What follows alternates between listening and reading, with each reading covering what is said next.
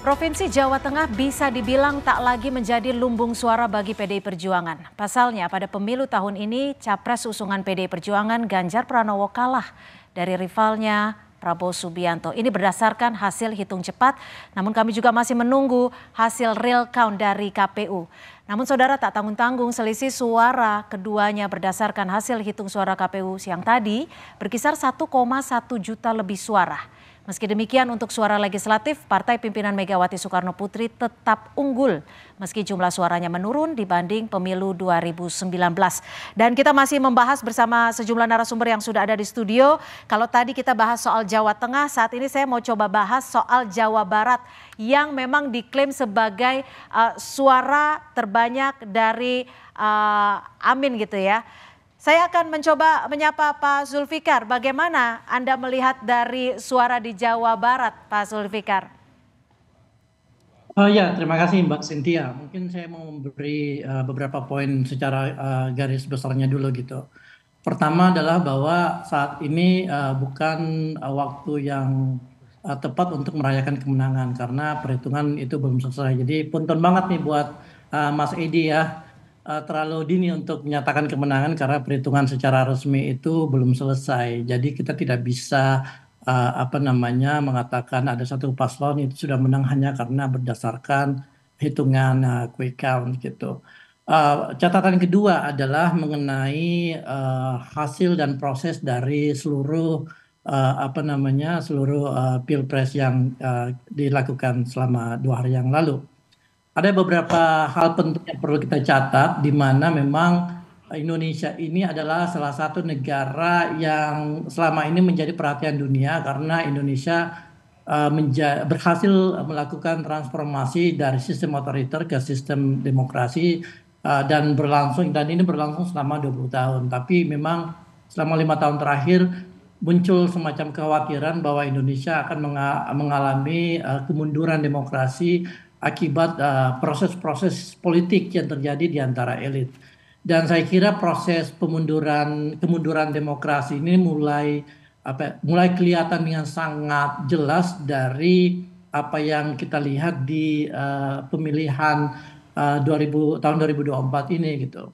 Karena yang namanya kualitas demokrasi itu kan salah satunya bisa dilihat dari proses pelaksanaan pemilu, khususnya pemilihan presiden, di mana pemilu itu harus transparan, harus fair, harus adil, dan harus dan kompetisinya juga harus merata gitu. Nah, ini yang menjadi permasalahan karena kita tahu bahwa ada banyak masalah yang muncul, mulai dari masalah dari Jokowi efek yang sebenarnya menurut saya lebih karena cawe-cawe Pak Jokowi yang tidak etis gitu. Di samping juga permasalahan-permasalahan dari perhitungan yang ada sekarang gitu. Jadi mungkin ini yang perlu lebih baik kita bicarakan secara lebih detail karena sebenarnya buat Amin siapapun yang menang itu tidak masalah, mau 1 putaran mau 2 putaran, yang penting prosesnya itu transparan, prosesnya itu adil dan semuanya itu jelas gitu. Oke, baik, kami tangkap. Kang Ujang, Anda sepakat dengan disebutkan tadi bahwa ini ada kemunduran demokrasi.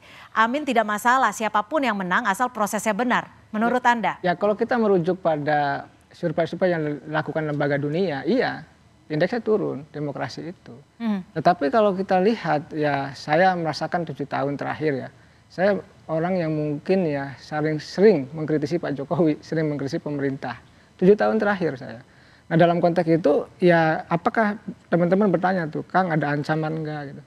Kang takut enggak? Saya jalan saja. Misalkan saya dulu nolak Jokowi 3 periode bersama BEMSI gitu. Dan saya dituduh waktu itu sebagai mentor demo, padahal tidak juga gitu. Nah dalam konteks itu saya melihat kalau ada ukuran-ukuran yang memang di mana kita turun dalam konteks berdemokrasi. Karena ada parameter indikator ukuran itu. Kalau ukurannya lembaga dunia, saya tidak perlu bahas lebih lanjut. Artinya itu memang turun indeksnya. Tetapi secara umum kita masih bisa melihat, kita bebas masih berbicara. Misalkan saya masih bisa mengkritisi. Pengamat lain, akademisi juga masih bisa, guru besar juga masih bisa berteriak gitu ya. Artinya di situ masih ada demokrasi yang tumbuh juga. Jadi ruang demokrasi itu memang ya, dalam konteks indeks turun, tapi dalam skala yang lain juga masih ada, masih tumbuh. Nah oleh karena itu saya melihat ini kan persoalan apa ya? Memang kita sepakat ya katakanlah pemerintahan ke depan ya menjaga demokrasi agar dapat tumbuh. Karena gini, tidak ada negara di dunia ini yang katakanlah bisa membangun ya kecuali dengan proses demokrasi yang baik. Ya. Nah kita khawatir begini, kita sudah 5 kali berdemokrasi. Kita sedang mengalami transisi menuju demokrasi. Nah dalam transisi kan sedang mengalami konsolidasi nih dalam demokrasi. Kita mengkonsolidasi. Tapi kalau konsolidasinya tidak jalan, maka kita khawatir ke belakang. Akan setback ke belakang, ya seperti di Latin Amerika. Oleh karena itu ya kekuatan semua civil society gitu ya, kalangan oposisi maupun yang penyelenggara negara, ini harus komitmen membangun demokrasi tadi yang katakanlah dianggap masih kurang. Ini penting gitu kan, sebagai catatan kita bernegara. Mas Edi, ini kan ada yang menyebut juga bahwa strategi bansos ini yang menjadi penyebab suara Ganjar itu teregut. Ini juga disampaikan oleh Sekjen PD Perjuangan Hasto Kristianto. Sebelum meresponnya kita simak dulu pernyataan dari Hasto Kristianto. Karena PD Perjuangan ini taat asas, kami berdisiplin. Maka tadi kami katakan ini overshooting. Jadi termasuk di kandang-kandang PD Perjuangan menunjukkan suatu hal yang sifatnya anomali. Meskipun banyak mengatakan ya bansosnya kita melawan suatu institusi bansos, institusi kekuasaan yang dikerahkan segala cara dengan maksud untuk memperpanjang jabatan kekuasaan itu. Gimana Mas Endi, Anda menanggapi hal ini? Saya melihat bahwa pertama kalau kita bicara bansos, kembali lagi ini kan sudah dibahas berkali-kali. Bansos itu memang sudah merupakan hak dari masyarakat dan memang sudah dijadwalkan pemberian bansosnya itu dan sudah disetujui oleh semua partai-partai yang ada di DPR pada saat penganggaran tahun anggaran 2024 ini. Dan itu sudah ada anggarannya disetujui oleh seluruh partai-partai di DPR, termasuk partai-partai yang sekarang ini yang sangat memiliki posisi yang sangat dominan di DPR. Jadi tidak ada yang menolak. Sehingga memang sekarang ini kami juga ingin menyampaikan bahwa bansos ini tidak ujuk-ujuk.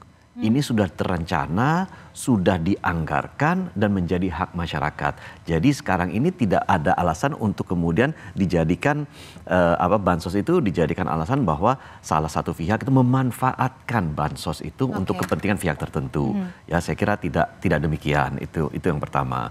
Kedua, saya juga lihat bahwa tidak ada pengakuan dari salah satu pihak bahwa ini bansos ini adalah hasil perjuangan dan keringat yang bersangkutan. Sehingga saya memperjuangkan bansos ini untuk masyarakat, silakan pilih saya. Tidak ada, nggak ada seperti itu.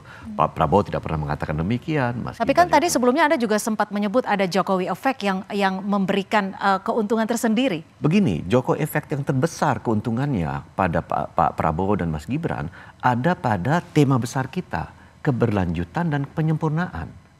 Dan itu sudah terbukti bahwa masyarakat mendengar ada yang mengkampanyekan perubahan, tetapi ada yang mengkampanyekan berlanjutan dan penyempurnaan. Dan akhirnya apa? Keputusannya ada pada masyarakat untuk lebih besar memilih keberlanjutan. Ini adalah yang menjadi saya kira menjadi faktor utama, motor utama yang mendorong pemenangan daripada Pak Prabowo dan Mas Gibran. Mas Ciko mungkin ditanggapi singkat saja. Soal bansos ya masyarakat juga udah tahu. Ini kan sudah menjadi yang menjadi kritik dari tokoh-tokoh, para budayawan, guru besar, bahkan Uskup Agung sendiri ya kan. Jadi ini bukan hal yang perlu dibicarakan lagi. Saya setuju sebenarnya itu bukan hal yang baru dan sering diutarakan. Tapi memang ada perbedaan pandangan terkait itu.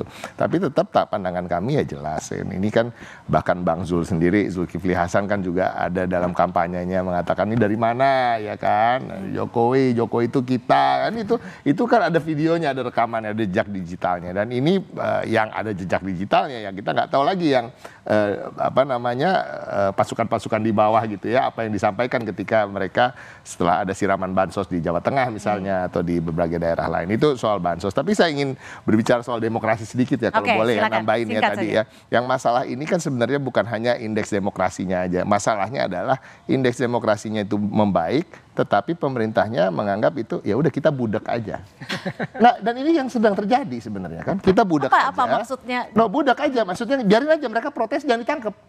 Ya, tapi kita tetap melakukan apa yang kita mau lakukan. Biarlah kritik-kritik itu jalan terus, nggak apa-apa. Tapi saya tetap bikin apa yang saya bikin. Dan ini kan sedang terjadi. Pak Jokowi ketika dia dikritik oleh guru besar jangan menggunakan ini, kekuasaan dan lain-lain. Sehari sebelum pemilihan umum dia menaikkan tukin Bawaslu. Tunjangan untuk Bawaslu. Oke. Ya kan? Nah, itu kan hal-hal yang sebenarnya itu yang saya katakan budak. Jadi, oh ya nggak apa-apa kritik, saya nggak akan tangkap. Tapi I will do what I want to do. Oke, itu yang perlu dikritisi. Itu yang bahaya, itu yang lebih berbahaya lagi. Baik, gitu. perbincangan. Jadi orang sebagai penikmat demokrasi tapi tidak percaya pada demokrasi. Nah, saya itu mengutip kata-kata Mbak siapa tadi yang di sini sebelumnya? Mbak Titi. Mbak Titi. Oke, baik. Tentunya Jokowi Effect ini masih menjadi perbincangan hangat juga. Betul. Tapi perbincangannya masih akan dilanjutkan sesaat lagi di Mengawal Hasil Pemilu bersama rekan saya Audrey Chandra. Saya Cynthia Rompas. Tetap bersama kami.